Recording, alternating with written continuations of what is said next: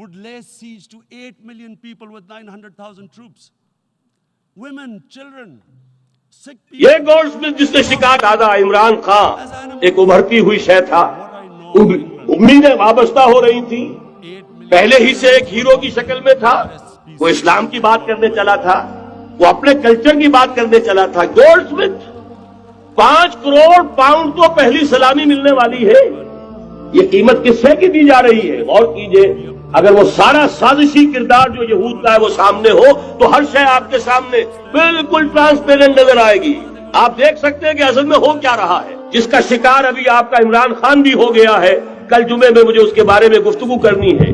وہ order of the الومناٹی 1776 میں قائم کیا گیا تھا، یہودیوں کی سازش، وہ آج تک چل رہی ہے۔ آج بھی یہودی ہے کہ جو اسلام کا خاتمہ اور مسلمانوں کو اپنے کمی کاری بنانے کے لیے ایک پورے ورلڈ آرڈر کا نقشہ بنا کر آ چکے ہیں، اور آج در حقیقت آپ کا اصل دشمن، میں بالکل اتفاق کرتا ہوں مولانا سے، اصل دشمن نمبر 1 میرے اور آپ کے اندر موجود ہے، میرا اور آپ کا نفس۔ اصل دشمن یہ ہے، نفس ما ہم کم طرف فرعون نیست لیکن اورا اون ایرا اون نیست، اور دوسرا خارجی دشمن سب سے بڑا یہودی۔ لیکن یہ کہ اس وقت کے اور اس وقت کے حالات میں ایک بڑا فرق واقع ہوا۔ مجھے اقبال کے وہ شعر یاد آ رہے ہیں، دنیا کو ہے پھر مار کئے روح و بدن پیش، تہذیب نے پھر اپنے درندوں کو ابھارا، اللہ کو پامردی مومن پہ بھروسہ، ابلیس کو یورپ کی مشینوں کا سہارا، کوئی تاریخ ستیزہ کار رہا ہے ازل سے تا امروز، چراغ مصطفی سے شرار بولہبی، تو دنیا کو ہے پھر مار کئے روح و بدن پیش، تہذیب نے پھر اپنے درندوں کو ابھارا، اللہ کو پامردی مومن پہ بھروسہ، ابلیس کو یورپ کی مشینوں کا سہارا۔ میں جس فرق کی طرف اشارہ کر رہا ہوں ذرا اس پر غور کیجئے۔ جس وقت یہودی حضور صلی اللہ علیہ وسلم اور صحابہ کرام کی مخالفت کر رہے تھے، ان کے اور عیسائیوں کے درمیان دشمنی تھی۔ وقالت اليہود لیست النصارى علی شیء وقالت النصارى لیست اليہود علی شیء، ان میں آپس میں سانپ اور نیولے کا بیر تھا اس وقت جبکہ نبی اکرم صلی اللہ علیہ وسلم کے ساتھ یہود کی یہ کشاکش جاری تھی۔ یہی وجہ ہے کہ آپ کو معلوم ہے کہ قرآن مجید کہتا ہے کہ بدترین دشمن تمام انسانوں میں اہل ایمان کے وہ یہود ہیں، اور قریب ترین اگر کسی کو پاؤ گے دوستی میں مسلمانوں کے تو وہ نصارہ۔ سورہ مائدہ کی آیت ہے، وَلَتَجِدَنَّ أَشَدَّ النَّاسِ عَدَاوَةً لِلَّذِينَ آمَنُوا الْيَهُودَ وَلَتَجِدَنَّ أَقْرَبَهُمْ لِلَّذِينَ آمَنُوا مَوَدَّةً لِلَّذِينَ آمَنُوا الَّذِينَ قَالُوا إِنَّا نَصَارَى۔ اس وقت صورتحال یہ تھی۔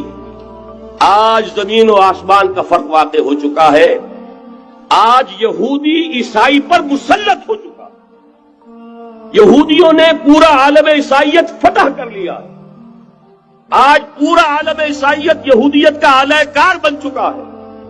چنانچہ پہلے تو ایک ہی بات تھی، یہ تو تقریباً 300-400 سال قبل ہو چکا کہ west white Anglo Saxon Protestants یہ تو اعلی کار بن گئے تھے آج سے صدیوں پہلے، انہی کے ذریعے سے یورپ کے اندر انہوں نے سود کی اجازت حاصل کی، انہی کے ذریعے سے یہ ساری فحاشی اور یہ ساری اریانی کا جو بازار گرم کیا، یہ در حقیقت آزاد خیالی، لبرلزم،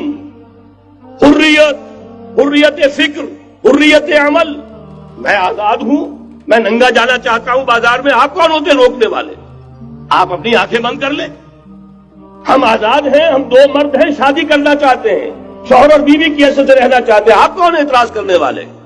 یہ سارا یہود کی سازش، اور آپ کو معلوم ہونا چاہیے جب تک پوپ کا کنٹرول تھا یورپ پر، یعنی ابھی کیتھولک جو عیسائیت ہے وہ غالب تھی، اس وقت تک پورے یورپ میں سود حرام تھا، کہیں انٹرسٹ کا کاروبار نہیں ہو سکتا تھا۔ یہ پروٹیسٹنٹس کے ذریعے سے اس کی اجازت حاصل کی، نتیجہ یہ نکلا، علامہ اقبال شاعر مشرق اس صدی کے آغاز میں گیا تھا یورپ، اور وہاں جا کر اس نے دیکھ لیا تھا فرنگ کی رگے جہاں پنجے یہود میں ہے۔ معاشی اعتبار سے یہودیوں نے پورے یورپ کے اوپر اپنا تسلط قائم کر لیا تھا، اور یہ یہودی کون تھے؟ روتھشائلڈز، گولڈسمتھس۔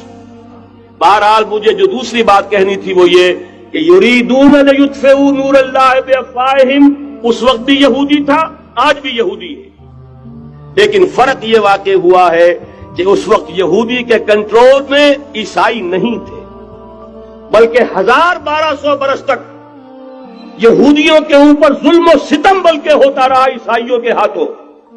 پورے یورپ میں پرسیکیوٹڈ تھے۔ انہیں اگر کہیں سہارا ملا مسلمانوں کے ذریعے سے اسپین میں ملا ہے۔ بن گوریان نے خود لکھا اپنی کتاب میں کہ ڈیورنگ دی ڈائسپورا، یہ ہمارا جو انتشار کا دور ہے 70 عیسوی سے جو شروع ہوا تھا، اس ڈائسپورا کے دوران our golden period is the period of Christian Spain۔ ہمارا سنہری دور وہی ہے جو مسلمان ہسپانیہ کا دور ہے۔ انہیں آرام ملا، انہیں پروٹیکشن ملی، انہیں عیش ملے، اور وہیں سے انہوں نے عیسائیت کے اندر نقب لگا کر اور وہاں سے اپنے راستے پیدا کیے۔ اور دوسرا کام یہ کیا، عیسائیوں کی عداوت کا رخ اپنی بجائے مسلمانوں کی طرف کر